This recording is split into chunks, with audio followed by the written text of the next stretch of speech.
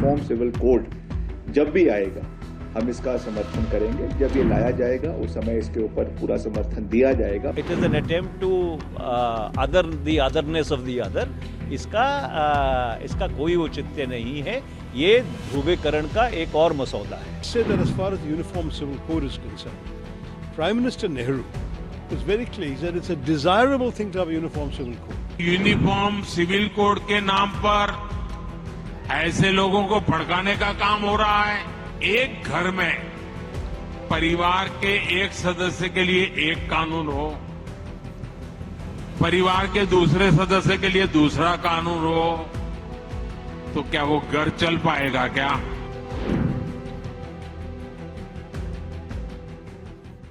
हमने ये कहा है कि यूनिफॉर्म सिविल कोड जब भी आएगा हम इसका समर्थन करेंगे। कांग्रेस पार्टी भी जो है, हम कांग्रेस पार्टी का अभिन्न अंग है और कांग्रेस पार्टी हमारे देश में एकता और अखंडता को आगे ले जाने में हमेशा कांग्रेस पार्टी ने अपना योगदान दिया है। एज एंड व्हेन जब ये लाया जाएगा उस समय इसके ऊपर पूरा समर्थन दिया जाएगा। मगर अभी जो बर्निंग इश्यूज हमारे देश के अंदर है, मणिपुर जो हमारे नॉर्थ ईस्ट का एक बहुत अहम राज्य है, 1 महीने से जल रहा है। विभाजन जो है उसमें ऑलमोस्ट जो है सिविल वॉर के कगार के ऊपर है।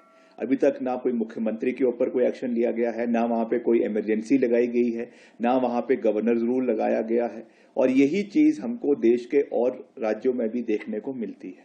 तो मेरा कहने का तात्पर्य ये है कि जो असली इश्यूज है, बर्निंग इश्यूज है देश के अंदर, उसके ऊपर भाजपा बात करती नहीं है और लोगों को भ्रमित करने के लिए, मुद्दा बनाने के लिए इस तरीके की एक नई डिबेट जो है वो देश के अंदर छेड़ देती है, जिसकी वजह से जो असली इश्यूज लोगों के हैं वो कहीं ना कहीं सेंटर स्टेज पे ना रहकर पीछे हट जाते हैं, जो सही चीज नहीं है।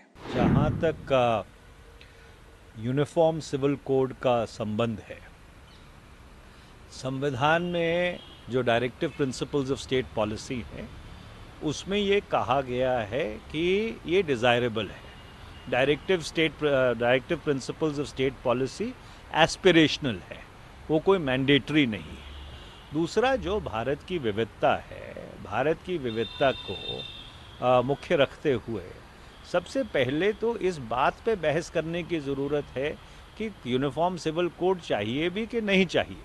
अब इस देश के बहुत बड़े समुदाय इसका विरोध कर रहे हैं। जैसे अगर आप सिख समुदाय की बात कर लो, मैं उस क्षेत्र का प्रतिनिधित्व करता हूँ जहाँ पे श्री गुरु गोबिंद सिंह जी महाराज ने खालसा पंथ की सिर्जना की थी 13 अप्रैल 1699 को। अब भारत के कानून ने, भारत की संसद ने आनंद मैरिज एक्ट बनाया है। तो अगर आप यूनिफॉर्म सिविल कोड की बात करते हैं तो उस आनंद मैरिज एक्ट का क्या औचित्य होगा? इसी तरह से हिंदू धर्म में ही अलग अलग पद्धतियां हैं जिसके तहत विवाह होते हैं, जिसके तहत इनहेरिटेंस और बाकी चीज़ों को मुकर्रर किया जाता है। और भारत के कानून में एक यूनिफॉर्म सिविल कोड है तो सही। जो स्पेशल मैरिज एक्ट है और जो इंडियन सक्सेशन एक्ट है वो अपने आप में यूनिफॉर्म सिविल कोड है। तो फिर यूनिफॉर्म सिविल कोड का औचित्य क्या है? ये तो जिसको अंग्रेजी में कहते हैं it's a dog whistle. It is an attempt to otherness of the other. इसका कोई औचित्य नहीं है। ये ध्रुवीकरण का एक और मसौदा है। Say that as far as the Uniform Civil Code is concerned, Prime Minister Nehru was very clear. He said it's a desirable thing to have a Uniform Civil Code, but you have to take everyone along. You cannot, don't forget that in any society, in any country, where people have acquired entrenched rights, it is always a challenge to try and take away those rights. You know, if you started off on a level playing field, it's different, but the British gave all these different communities different personal laws.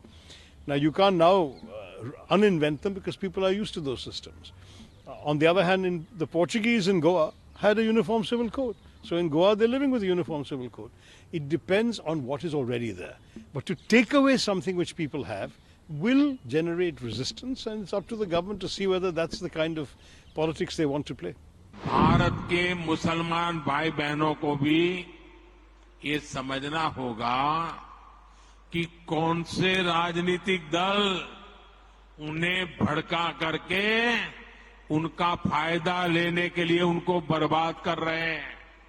आजकल हम देख रहे हैं कि uniform Civil Code के नाम पर ऐसे लोगों को भड़काने का काम हो रहा है।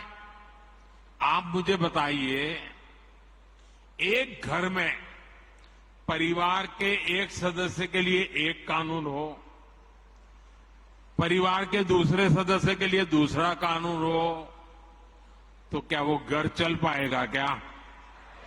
कभी भी चल पाएगा क्या? फिर ऐसी दोहरी व्यवस्था से देश कैसे चल पाएगा? हमें याद रखना है कि भारत के संविधान में भी नागरिकों के समान अधिकार की बात कही गई है।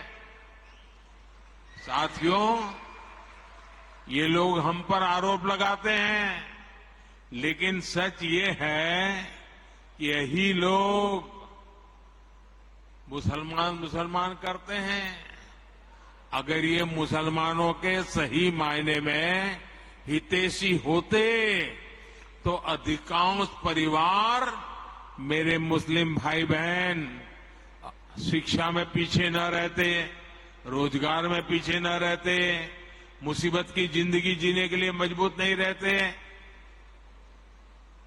और सुप्रीम कोर्ट ने बार बार कहा है, सुप्रीम कोर्ट डंडा मारती है, कह रही है कॉमन सिविल कोड लाओ।